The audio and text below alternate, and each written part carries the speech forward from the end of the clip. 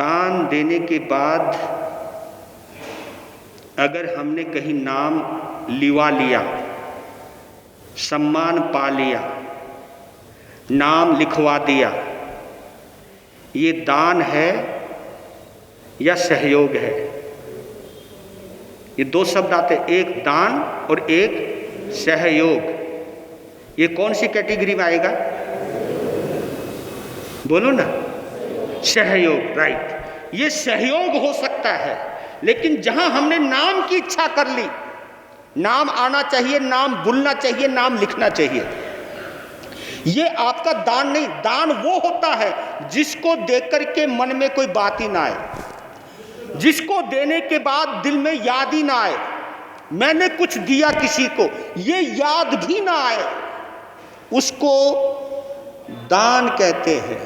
जिसकी याद आए उसे सहयोग कहते हैं, क्योंकि सहयोग करने के बाद एक इच्छा पैदा जरूर हो जाती है कि जैसे मैंने इसका सहयोग किया तो ये भी मेरा सहयोग करे, यानी उसके बदले में एक इच्छा पैदा हो जाती है, सहयोग के बदले सहयोग पाने की इच्छा हो जाती है, वो सहयोग हो सकता है। दान हमेशा गुप्त होता है, दान में कहीं दिखावा नहीं होता, जिसमें दिखावा आ गया वो दान नहीं हो सकता, हाँ सहयोग हो सकता है। तो जो भी दान दाता है वो ये जरूर माने कि अगर मैंने नाम की इच्छा की है तो मैंने सहयोग दिया है, मैंने दान नहीं दिया है। दान हमेशा गुप्त हुआ करता है, लेकिन ये मन जो है ना, देने के बाद भी याद रखवाना चाहता है। ये मन की आदत हो सकती है, ये मन का स्वभाव। लेकिन गुप्त दान इसलिए बोला गया था कि ताकि मन खत्म हो जाए, मन को स्मृति में ना बनने दो, मन को याद में मत बनने दो, तभी मन खत्म हो सकता है। लेकिन हम हर चीज यादगारी में रोकना चाहते हैं, यादगारी से जुड़ना चाहते हैं। किताब भी छपवानी है तो वहां पर भी नाम, कोई भी दान देना तो वहां पर भी नाम। कई लोग कहते हैं कि मैं इसलिए दान दिया ताकि आने वाले बच्चों के ऊपर प्रभाव पड़े। मैं जरूर कहता हूँ यह आपकी बात बिल्कुल सही है, लेकिन मन में एक बात जरूर रखो, ये मैंने सहयोग किया है, दान नहीं दिया। मेरे बच्चों के अंदर भी सहयोग देने की आदत पड़ जाए इसलिए मैंने नाम लिखवाया है, ये तो भाव बने रहने चाहिए। लेकिन मैंने दान दिया है ये भाव निकल जाना चाहिए। और आपको वो दिन घड़ी होगी जब हम सहयोग को दान में बदल देंगे। कभी कभी हम दान को सहयोग बना देते हैं, और कभी कभी ऐसे भी लोग हो रहते हैं जो दान को भी, जो सहयोग को भी दान में बदल देते हैं। जहां नाम मिटवा देते हैं वो सहयोग भी दान बन जाता है, और जहां नाम लिखवा देते हैं वो सहयोग, वो दान भी सहयोग बन जाता है। अब आत्मा का स्वभाव क्या है? क्योंकि इसकी एक बात पूरी कर दूं, एक इसकी उपमा दी है मन की। मन का जैसे शरीर का धर्म, शरीर की उपमा नदी से जोड़ी है, तो मन की उपमा किससे जोड़ी है? मन किसका प्रतीक है? मन समुद्र का प्रतीक है। अब नदी में और समुद्र में एक अंतर तो आपको पता लग गया होगा। मैंने पहले बोल दिया था, नदी वो जिसका इस किनारे से दूसरा किनारा दिखाई दे उसको हम नदी कहते हैं, और जिसको इस किनारे से दूसरा किनारा दिखाई ना दे उसको हम मन कहते हैं। वो मन, समुद्र में चाहे कितनी भी लाखों नदियां क्यों ना गिर जाएं, तो भी मजाल है उसका पेट कभी भरता नहीं। आने दे, चारों तरफ से भी आए तो भी समुद्र अतृप्त ही रहता है, कोई प्रभाव नहीं पड़ता उसके ऊपर। ऐसे ही मन होता है, और इस मन के दायरे से निकलना, ये इसलिए बोल रहा हूं ताकि हम आत्मा के धर्म में प्रवेश कर पाएं। और आत्मा का धर्म क्या है? अब दो बात क्लियर हो गई। शरीर का धर्म है भरना और खाली करना, और मन का धर्म है भरना ही भरना, भरना ही भरना। और आत्मा का धर्म है नहीं, खाली तो जब करोगे जब भरोगे। आत्मा का धर्म है ना भरना ना खाली करना, ये आत्मा का धर्म है। सदा तृप्त, सदा अक्षय, सदा अनाम, ये आत्मा का धर्म है। ना भरना ना खाली करना। और इसकी उपमा मालूम है किससे दी है? इसकी उपमा आकाश से दी है। आकाश से दी है। आकाश से इसलिए दी है क्योंकि वो शून्य है, वहां कुछ भी नहीं है। हम बेशक से कल्पना कर ले चांद हैं, सितारे हैं, तारे हैं, इनके बावजूद भी वो शून्य है, वह कुछ भी नहीं है। ऐसे ही हमारी आत्मा का धर्म है। और आत्मा के धर्म ने ये साबित किया है कि हम बिना परिवार के, बिना संबंध के, बिना संयोग के, बिना पैसों के, बिना किसी के सहयोग के भी ये आत्मा हमेशा आनंद में रह सकती है। ये महान पुरुषों ने साबित किया है। ये आत्मा के आधार पर बोल रहा हूं कि जो हमारे अरिहंत परमात्मा हुए हैं, उन्होंने शरीर का धर्म भी छोड़ा है, मन का धर्म भी छोड़ा है, आत्मा के धर्म में जैसे ही प्रवेश किया। और आपको बतला देता हूं, जब तक मोहनीय कर्म की सत्ता है हम मन में ही रहने वाले हैं। जब तक मोहनीय कर्म की सत्ता है तब तक हम छदमस्त ही रहने वाले हैं। जब तक मोहनीय कर्म जिंदा है तब तक हम छदमस्त ही रहने वाले हैं। जैसे ही मोह से पार गए, वो मोह से पार नहीं गए बल्कि मन से पार हो गए। और जो मन से पार हो गया आत्मा में प्रवेश कर गया। और आपको बतला देता हूं, एक बात और कहना चाहता हूं, बड़ी अनमोल चीज है ये।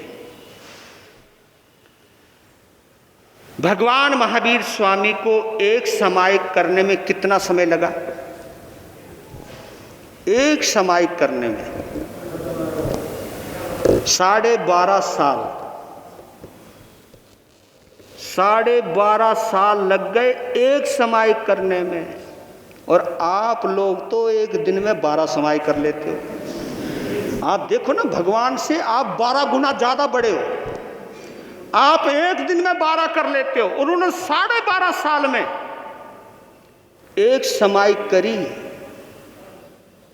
ये जो मन से आत्मा में जो छलांग लगाई जाती है, वो छलांग अगर 48 मिनट तक, क्योंकि ये 48 मिनट ही क्यों कहे गए, ये बड़ी महत्व, इसको हम अंतर मुहूर्त भी कहते हैं। इसका एक नाम है अंतर मुहूर्त। एक मुहूर्त कितनी देर का है? 48 मिनट का, राइट। एक मुहूर्त 48। अंतर मुहूर्त, अंतर यानी दरमियान, उसके दरमियान 48 मिनट तक जो आत्म रमन करता रह जाए,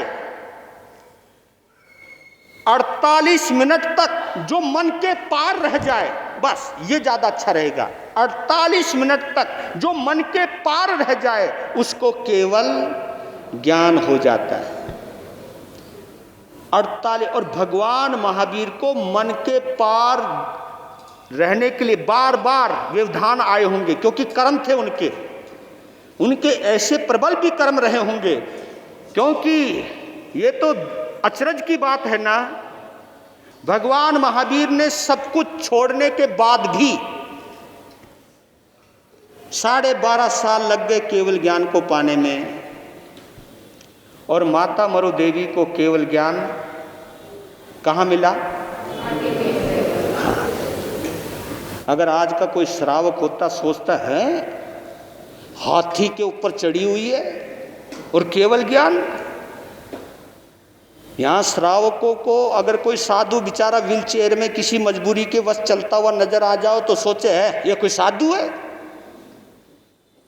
व्हील चेयर तो भी निर्जीव है, हाथी तो जिंदा है जी, पचेंद्रिय है। और उसके ओहदे पर बैठी हुई माता मरु देवी, जिसको वहां पर उनको केवल ज्ञान भी हुआ और तुरंत वहीं से उनका निर्वाण भी हुआ, यानी उनको दीक्षा लेने की भी जरूरत नहीं पड़ी, वहीं से निर्वाण भी हुआ। ये देखने वाली बात है। भरत चक्रवर्ती को शीश महल में, जहां शरीर का श्रृंगार किया जाता है, जहां शरीर को सजाया जाता है, जहां लोग मेरे शरीर को देखें इसकी कितनी खूबसूरती हो सकती है, उस खूबसूरती को भरने के लिए श्रृंगार गृह के अंदर गए, शीश महल में गए। और कमाल की बात है रे, भरत चक्रवर्ती को शीश महल में ही केवल ज्ञान हो गया। उनके लिए कहावत आती है, शीश में जगदीश देखियो। शीशे में जगदीश देखा, जगदीश यानी आत्मा, जगदीश जगत का ईश, यानी इस जगत का कोई मालिक है तो ये आत्मा है, इसलिए इस आत्मा को हम जगदीश कहते हैं।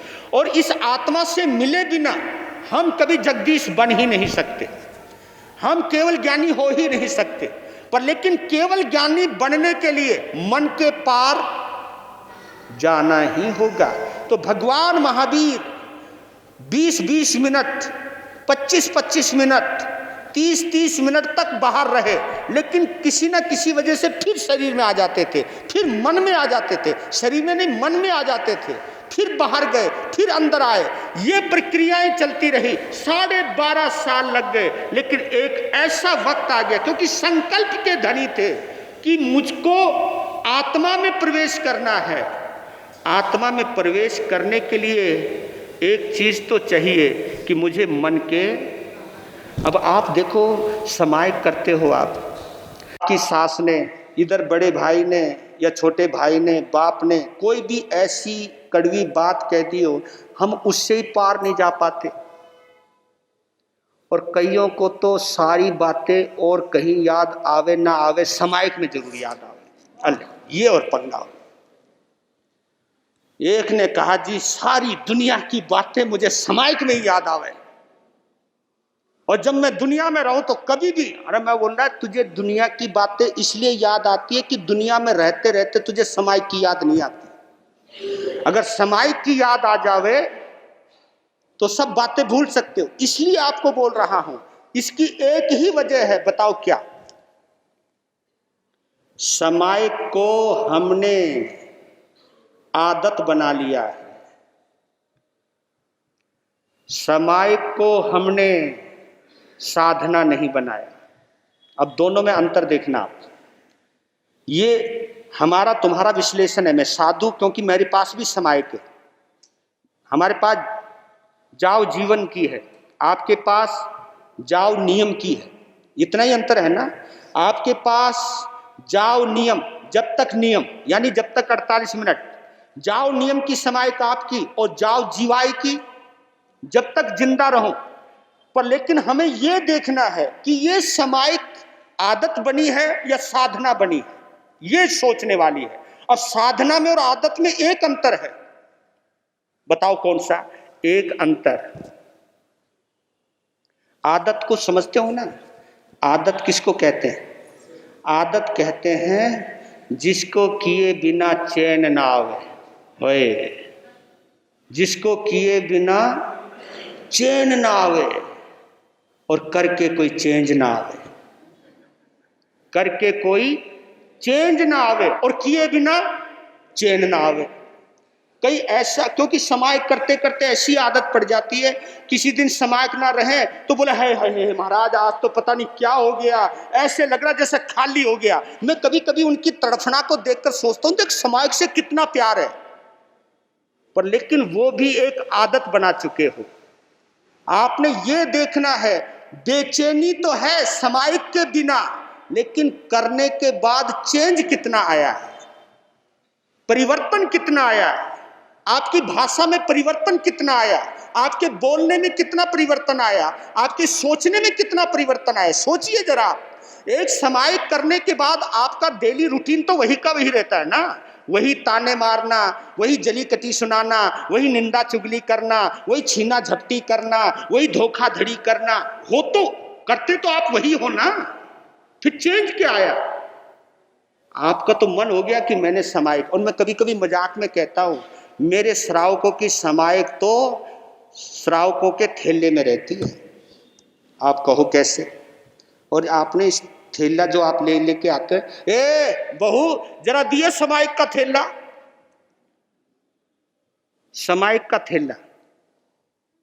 मुझे ऐसे लगे समायिक तुम्हारे अंदर ना रह के थैले में रहती है। सही बोल रहा हूं? फटाफट आते और समायक का थैला लिया, होया और पूंजनी से पूछा, आसन बिछाया और मुंह पट्टी लगाई, बस समायक ली क्रेमी बनते और 48 मिनट बैठे। बीच में जो कुछ मिल गया मसाला मसूला सा तो चर्चा चुर्चा कर ली, नहीं तो कोई बात नहीं, एक माला भी फेर लो, चाहे नींद लेते लेते फेर लो, कोई बात नहीं, लटके लेते लेते फेर लो, कोई बात नहीं। अगर कोई नहीं मिले तो क्या करें, कोई देख तो रहा नहीं, माला भी हाथ में, और कईयों की तो माला छूटती रहती है, बाद में पकड़ते, छूटती रहे पकड़ते रहे, हाँ भला हो। और फिर भी तुम बड़े खुश हो जी, मारी तो समायक होगी जी। ये नहीं सोचा कि टाइम पास किया है, ये नहीं सोचा कि समायक को हमने आदत बनाया, नहीं, समायक को साधना बनाई है। साधना यानी साधिए अपने आप को, जो कुछ गंदी आदतें हैं उनके अंदर सुधार लाइए। समायक करते करते अगर आप में सुधार आ गया तो एक बात गारंटी से कहता हूं आपको, आपके बच्चे धर्म स्थानक में आना शुरू कर देंगे। आपके नौजवान बच्चे यहाँ क्यों नहीं आते, उसकी एक वजह है, वो आप हो, क्योंकि उसने बचपन से जब से होश संभाला है आप लोगों को समायक करते हुए देखा है, लेकिन आपको बदलते हुए नहीं देखा, आपके अंदर कोई चेंज नहीं देखा। वही गाली गलौज, वही जली कटी, वही लड़ाई झगड़ा, कोई चेंज नहीं देखा आप में। तो फिर बच्चा क्यों आएगा, वो तो ये सोचेगा जब इनमें कोई चेंज ही नहीं है तो मैं जाके क्या करूंगा। अगर आप में परिवर्तन आ जाए तो ये जरूर सोचेगा कि मेरे पिताजी, मेरी माताजी, मेरी दादी जी, मेरा भाई, मेरी बहन, ये सब चेंज हो गए, जरूर कोई ना कोई ताकत है। साधना बनाओगे तभी जिन शासन की प्रभावना कर पाओगे, साधना नहीं बनाओगे तो फिर संतों की निंदा ही करोगे, फिर औरों की भी निंदा ही करोगे, क्योंकि जो दूसरों की टांग खींच सकता है वो साधुओं की भी टांग खींच सकता है। जो किसी की टांग नहीं खींचता, जो किसी की निंदा नहीं करता, वो साधुओं की भी निंदा नहीं कर सकता। ये चेंज है। और ये आना कब कि आप कोशिश कीजिए मैं मन के पार जाऊं, क्योंकि मन में आदत बना करती है, आत्मा में साधना का जन्म होता है। और गौर करिएगा, एक छोटा सा मंत्र है, लोग मुझे सुख दें, ये किसकी परिभाषा है, ये मन चाहता है। लोग मुझे सुख दें, लोग मुझे सम्मान दें, ये मन की परिभाषा है। और मैं दूसरों को सुख दूं, ये आत्मा का भाव है। मैं दूसरों के काम आऊं, ये आत्मा की परिभाषा है। आप पहले वहां पर तो पहुंचिए, आप साधना में प्रवेश कर पाएंगे। समय हो रहा है आपका, 5 मिनट का एक धारावाहिक, जैसे गुरुदेव ने फरमाया था उपाध्याय श्री जी ने, वो धारावाहिक है। और धारावाहिक से पहले गीत गाता हूं मैं, और वो गीत नहीं है, महसूस करो तो वो गीता है। आपको बतला देता हूं, जो गीत केवल कानों को छुए वो गीत कहलाते हैं, जो गीत आपके दिल को छू जाए वो गीता बन जाती है। इतना ही फर्क है। दिल को टच कर दे वो गीत भी गीता है, और जो कानों का विषय है वो गीता भी गीत है। वो गीता भी गीत बन जाती है जो केवल कानों का विषय है। तो गीत सुनिए और फिर प्रवेश करते हैं थोड़ी देर के लिए। जो गम किसी को हमने दिए, वो गम तो हमको लेने पड़ेंगे।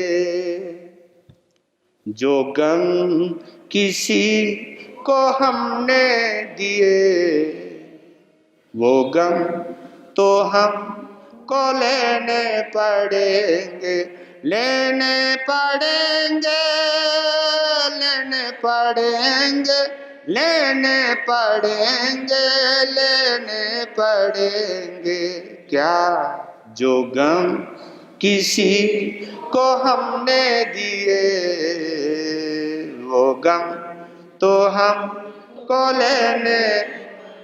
याद रखना, भले का भला बुरे का बुरा नतीजा मिला करता है। करके बुरा और चाहे भला ये हरगिज नहीं हो सकता है। जो कर्ज हमने ले लिए वो कर्ज तो हमको देने पड़ेंगे, लेने पड़ेंगे, लेने पड़ेंगे, लेने पड़ेंगे, लेने पड़ेंगे। क्या जो गम किसी को हमने दिए वो गम तो हमको लेने। आपको प्राचीन इतिहास की इस कथा में प्रवेश करा रहा हूं। इसी भरत क्षेत्र में उज्जैनी नाम की एक नगरी, जो आज एमपी में उज्जैन कहलाती है, वो उज्जैनी जहां पर कहते कि 1 लाख घर थे जैनियों के, जो कोई उजड़ा हुआ जैन वहां आता था तो वहां हर किसी से 1 ईंट और 1 दिनार मिला करती थी, जिसकी वजह से देखती देखती पैसों से व्यापार चल जाता था और ईंटों से घर बन जाता था। वो ऐसा भव्यतम उज्जैनी नगरी, जिस उज्जैनी नगरी के अंदर अनेक सेठ रहा करते थे, लेकिन एक सेठ वहां वास किया करता था। नगर सेठ वहां वास किया करता था, लक्ष्मीधर।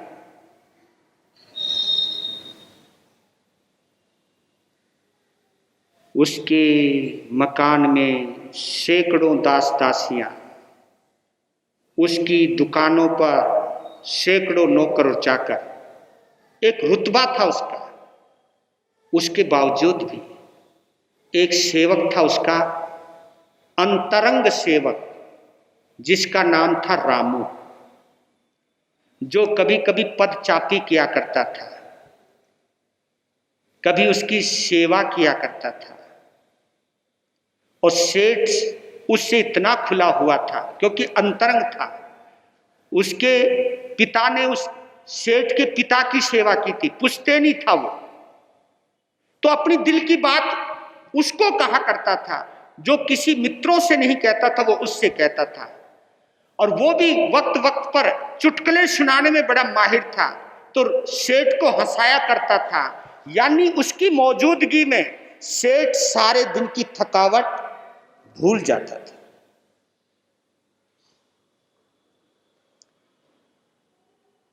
उस उज्जैनी का राजा नरेंद्र सिंह, महारानी यशोधरा, दोनों न्यायपालक राजा रानी को पाकर के नगर निवासी बड़े प्रसन्न थे। एक बार नगर सेठ लक्ष्मीधर अपने सेवक रामू के साथ घूमने के लिए गया। जल विहार, चारों तरफ पानी था, पेड़ थे, वह पत्थर की शिला थी, वहां बैठा था। अचानक उसके मन में एक विचार पैदा हुआ कि मेरे वफादार मुनीम हैं, वफादार सेवक हैं, सब काम करने वाले वफादार हैं, प्रदेशों में जा जाकर के भी पैसा कमा करके लाते हैं। अनेक व्यापारी मेरे साथ यहां पर भी आते हैं, अनेक व्यापारियों के पास मैं माल बाहर भी पहुंचाता हूं। बहुत घूम लिया हूं मैं देश विदेशों में, लेकिन फिर उसका घूमने का मन हुआ। तो ये बात शेयर की रामू से कि रामू, मैं अपनी जिंदगी में बहुत घूमा हूं, लेकिन इस बार मैं तुझे भी साथ में लेके जाऊंगा। और अपने साथ और ऐसे लोग हैं उज्जैनी में जिनके पास पैसा कमाने की कला है। अगर उनके हाथ में पैसा हो तो 1 पैसे को 3 पैसे में बदलने की ताकत है। लेकिन उनके पास पैसे का अभाव है। मैं अपनी ओर से उन्हें पैसा दूंगा, रास्ते में जाने का खर्च दूंगा, अपने साथ ले जाऊंगा, सारा खर्चा मैं करूंगा, अपनी ओर से पैसे भी दूंगा और उनको कमाने की जो कला है उसका इस्तेमाल करूंगा ताकि वो अपना घर बना सके और मेरी मूल राशि मुझे वापस लौटा सके। मैं अपनी जिंदगी में अपनी तरह कई सेठ बनाना चाहता हूं। तो रामू ने कहा कि इससे आपको लाभ क्या है? आप ही सारा खर्चा करोगे, आप ही उन्हें भोजन कराओगे, आप ही पैसा दोगे, आप ही माल दोगे, तो इससे फायदा क्या है? मैं कहा फायदा नहीं, तुझे नहीं पता कितना फायदा है। पैसा देने से आसक्ति कम होती है और जब दूसरे अपने बराबर खड़े होते हैं तो मन में एक संतुष्टि मिलती है कि मेरा पैसा किसी को उठाने में काम आया, और उसका जो आनंद आता है वो तुझे क्या पता, भोला है। तो देखते देखते बोलने लगा, सेठ जी मैं एक बात सोचूं, थारे जैसे मानस अगर इस धरती पर हो जावे तो ये सारी धरती स्वर्ग बन जावे। तो सेठ बोलो, रामू धरती को धरती रहने दे, क्यों हमें स्वर्गवासी बनावे है। सेठ के इस व्यंग को वो समझ नहीं पाया, इसलिए बेचारा हंसा भी नहीं। पर एक बात कही, ये बताओ सेठ जी, आप 15 दिन के बीच में जा रहे हो क्या? नहीं नहीं नहीं नहीं, अभी तो 3-4 महीने बाकी है। पर लेकिन तूने ये क्यों पूछा? कहा कि सेठ जी आज मैं आपको एक सूचना देना चाहता हूं। मैं बिना माँ बाप का रह गया, जिसकी वजह से बड़ी उम्र में मेरी शादी हो रही है। और बताओ सेठ जी, जिसके साथ शादी हो रही है ना, उसके भी माँ बाप नहीं है, उसके चाचा चाची उसकी शादी कर रहे हैं और 15 दिन बाद ही मेरी विवाह होना है। कहा कि तू शादी करवा, मैं अपनी ओर से तेरी सहायता करता हूँ, टेंशन मत ले, 4 महीने बाद का प्लान बनाएंगे, लेकिन अभी से मैं खोजूंगा लोगों को। काम में लग गए, इधर विवाह हो गया। विवाह हो गया तो उनकी पत्नी का नाम, रामू की पत्नी का नाम गुलाबो। गुलाबो आ गई, समय बीतने लगा। 2.5 महीने कब बीत गए, 3 महीने कब बीत गए, 3.5 महीने कब बीत गए, पता ही नहीं चलो।